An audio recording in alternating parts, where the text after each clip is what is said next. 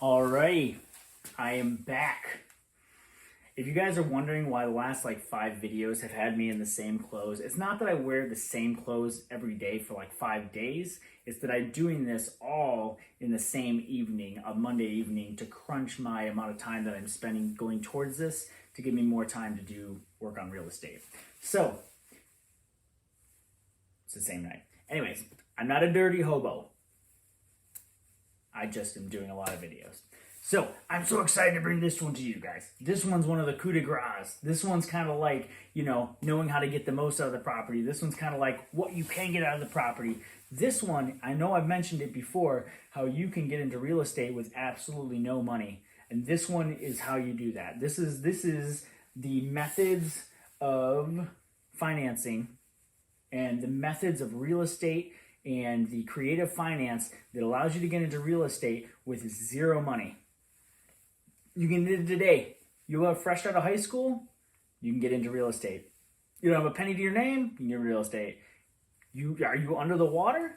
Behind on everything? You can get into real estate. You need the knowledge though. You need the knowledge, you need the grit, and you need the ability to get off your butt and say, oh, I'm not scared of anything. I'm just gonna go do it, because who cares? Knock it out. Take it on. All right, so let's go to it. We got cash. Obviously, the coup de grace. You got cash, you can offer whatever price you want, and you can buy it in cash. Woohoo, great. You go up to them, hey, I'll take that for $65,000. Boom, you buy it. All right, cool. Most nobody has cash. If you had cash, then you probably would already know all about all this stuff, and you'd probably be in a lot better position. If you have cash, you can offer lower prices, and people will take it because of ease of transaction. If you have cash, you have the ability to make the transaction happen quicker, which gives you more, access and more ability to properties. Yeah, that's pretty much it. Cash is nice. All right. After that, you have your normal mortgage. You have to qualify for the mortgage. Obviously, you have to have mostly above a 620, 630 credit score.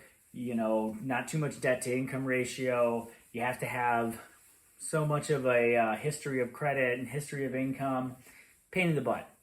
Big pain in the butt. Sometimes it takes a month if you're really good at it. Sometimes it takes 5-6 months if you suck at it to close on a house. So mortgage, it is what it is. We all know what a mortgage is. Private finance. So here we go. This is where we're starting to get into the good ones, right? Private finance. A lot of times you're not going to get private finance if you don't know somebody really well that's willing to trust you with their money, or somebody that knows that you can do a deal. But there's types of private finance that do work out. So private finance is where you find a group of people and maybe a real estate investment group, and you're like, hey, I want to work.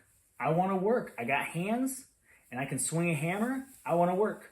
So maybe you are fresh out of high school. You don't have nothing holding you down, and you're working weekends in order to have part of the deal. Right? So they already got deals going, you're working into it. Or you have all the knowledge, they have all the money, and then they partner up with you, their money, you do the paperwork, you go through a real estate attorney, which, I got to go back a few steps. I'm not in any way a licensed, I got to make sure I mention this in the videos. I am not a licensed investment, scratch that. I am not a licensed finance professional, and I'm not a real estate professional. I am a simple investor starting from the ground up. But this information that I'm giving you today, look into it, research it, learn it, and then you can get into real estate. So private finance is where somebody loans you the money, or you partner up on it and you get the job done, right? You provide part of the work, you provide part of the property that you find, and they provide the money. Private finance. HELOC's amazing. Now, obviously, maybe you were 45 years old and you've been paying on a property for the last, 15 years. HELOC is where you have equity in a property, which means that you owe $30,000 on it and the property is worth $120,000. So what you can do is you can go to a bank. There's not a lot of them do it, but Google what banks can get a HELOC loan through. Go to the banks. I know right now the one I'm working with is PenFed. You can go to the bank, and what they'll do is they'll take the equity that you have in that property, so the money between the $30,000 you owe and the $120,000 that it's worth, and they will give you up to 80% of that. In almost pretty much like what they'll do is they'll open up a line of credit, practically a credit card based on the equity that you have in that home. So they give you a credit card, you can take from that, put back to that, and pay it off. And so that is another option to purchase the property. And I'm going to show you a pretty nifty way to use that in a recyclable manner here in a little bit. But let's go through all these first. Lease option. This is one that scares a lot of people because they've heard a lot of bad stories about it. I know, especially back in Michigan. There's a lot of people that came through with lease option deals on properties. Hey, come rent this property. You paid for the rent pays down what you're going to owe on the property in the end. And then, hey, after 5 years, you can just pay for the rest of whatever it is you owe, and then you own the property outright. And what was happening was there was a lot of bad contracts. There was a lot of, dirty dealings. They wouldn't renew the lease, and people were losing money and renting these properties without being able to buy them. But a lease option is a very valid option. So you can go to a real estate attorney, and that's where people were messing up. They didn't do the history. They didn't do their homework. They didn't learn what they needed to learn to do it properly. Go to a real estate attorney, have them work with you through the lease option, make sure that it's written up correctly, and what you can do is you can lease the property, paying a certain amount every month, the deed, and then at the end of the term, pay it off with the option to buy.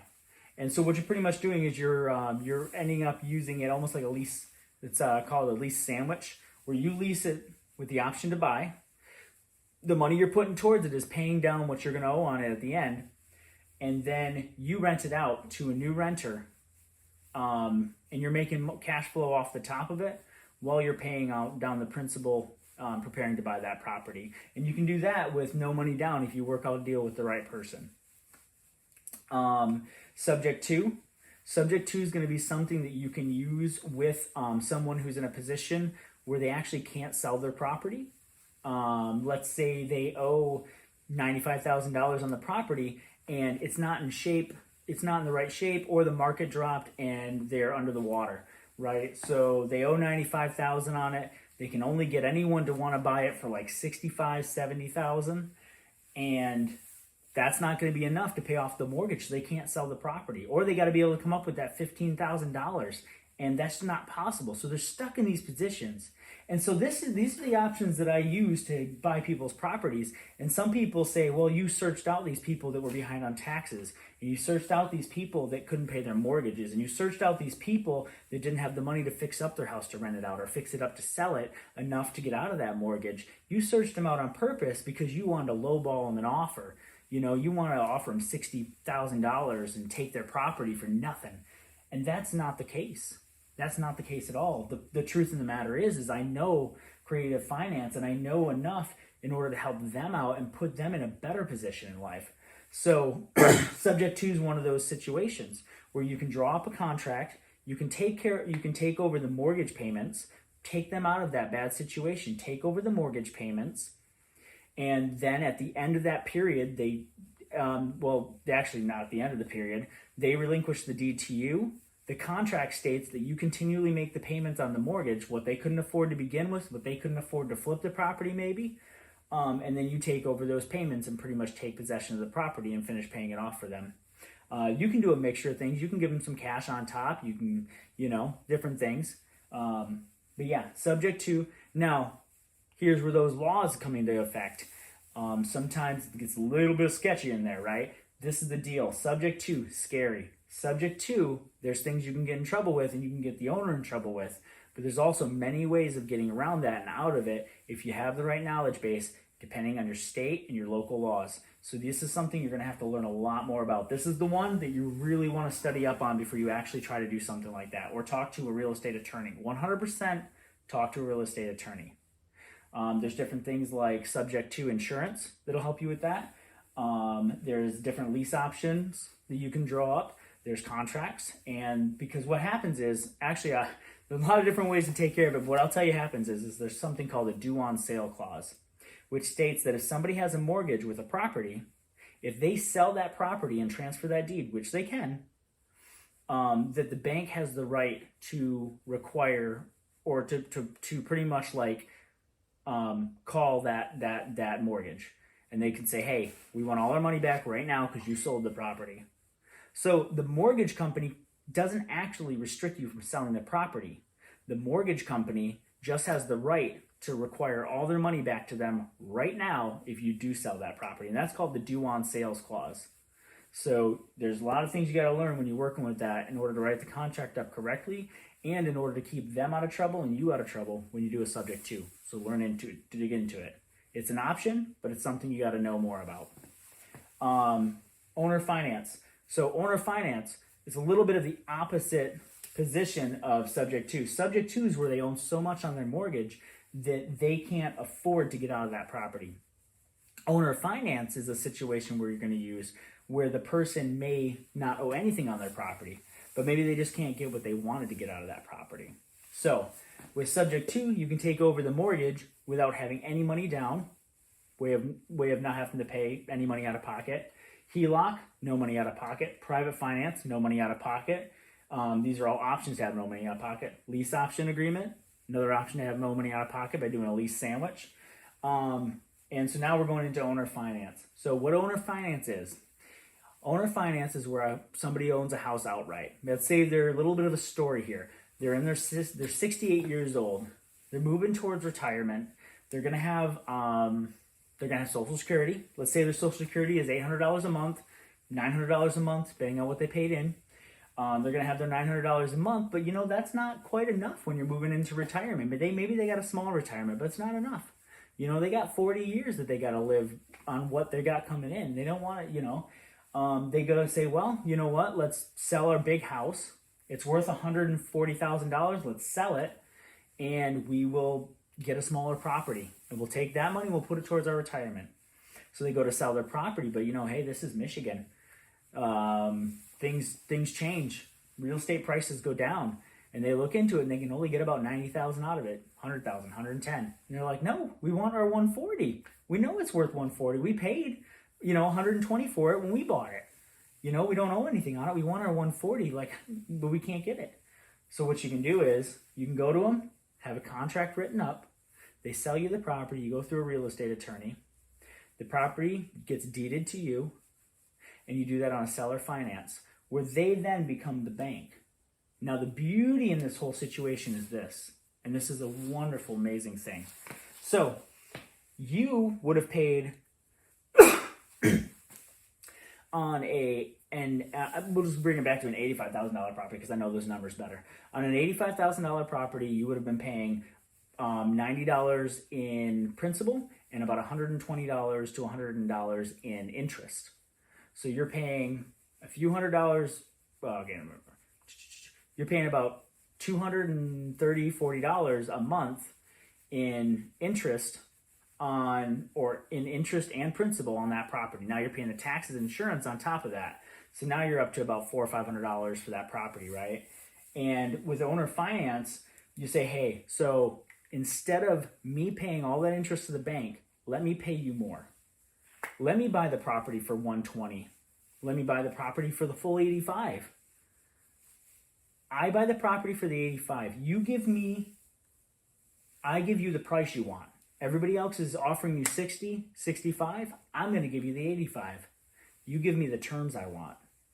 So now the owner is going to take the full $85,000, split it up in monthly payments over a 30-year period of time, and you're going to make those monthly payments to the owner instead of a bank for the next 30 years. Now, there's different things can go with it, but that's the basic principle. And what's great about this is you might have been paying $220 to a bank, but now you're only paying $180 to the owner. So you're paying $180 instead of $220, right? We'll put B for bank, and we'll put O for owner, right? The owner's getting $180 a month for pretty much the next 30 years, which is all they're going to live. So they're bumping up their income another $180 a month for the next 30 years. The bank isn't collecting that interest. You're paying a lower monthly interest payment, but you're giving the owner more money. So the owner wins because they're making the full amount they wanted to make. You win because you're paying less monthly for the next 30 years. And the bank loses because they get nothing. And that is the great part about owner finance. Partnership. Partnership is real similar to private finance. Private finance is a little bit more like people investing in you or a person investing in you. Partnership is a little bit more like, hey, you're a real estate investor already? Cool. How can I work with you? How can I pull out a percentage of this deal? How can I make myself valuable to you and get into this? And so that's it. That's like, we're getting close to the end of this video, but we have cash and mortgage are what's going to cost you money.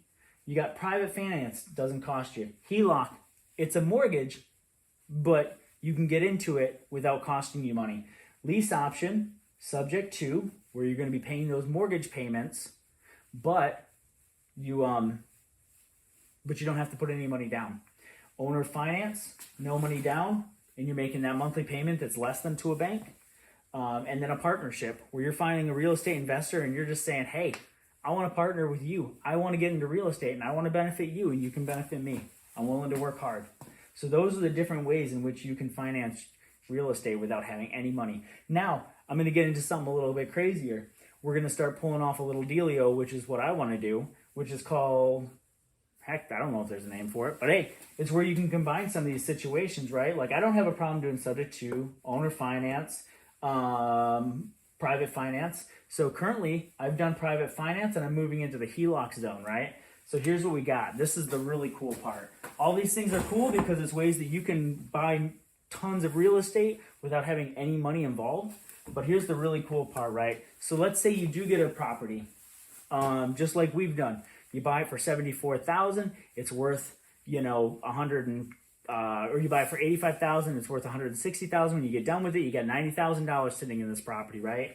So you take that $90,000. The bank will give you up to 80% of that when you get a HELOC loan. Which, by the way, HELOC loans interests are a lot lower usually. Usually 2-3%. Much better than a mortgage.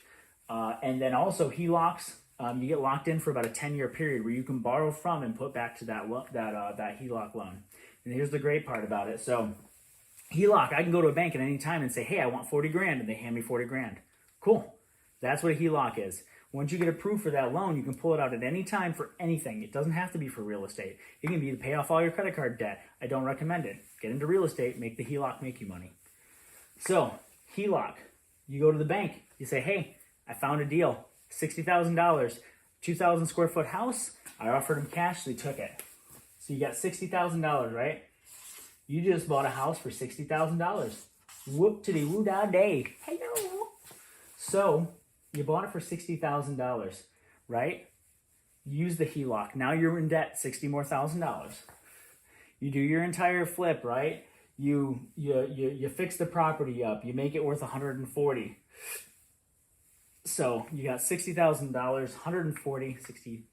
I'm sorry here, all right? I'm not the greatest at math in my head. Well, I am. I still gotta use fingers sometimes, right? Anyway, 60-40. You got 14 minus 6. That's gonna be 8. Did I pull that off right? Better check it. 60, 70, 80, 90, 100, 110, 120, 130, 140. Okay, 8.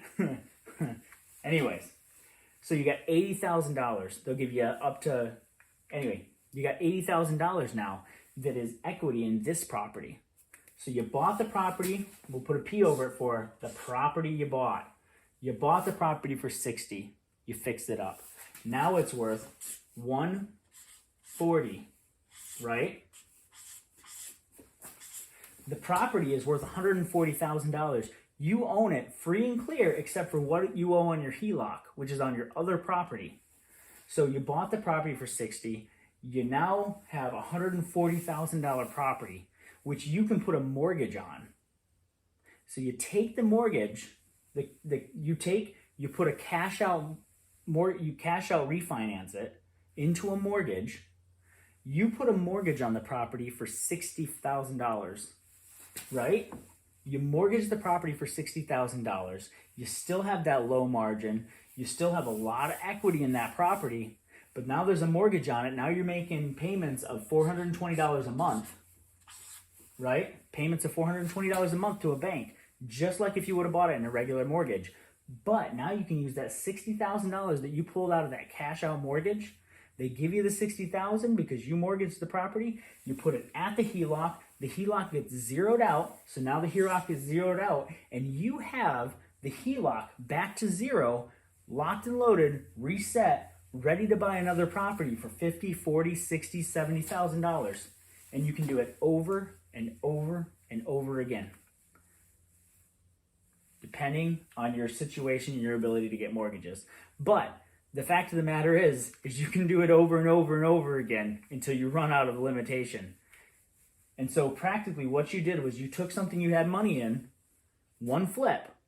You took one flip that you built a lot of equity in, and you used that one property and that one flip to buy properties over and over and over and over, and continue flipping them until you couldn't buy any more and couldn't cash out refinance anymore. Boom. Zero money down, $0 involved, and you can use the HELOC loan to pay even for all the materials and parts you need. So that's it. I'm not trying to make this video any longer.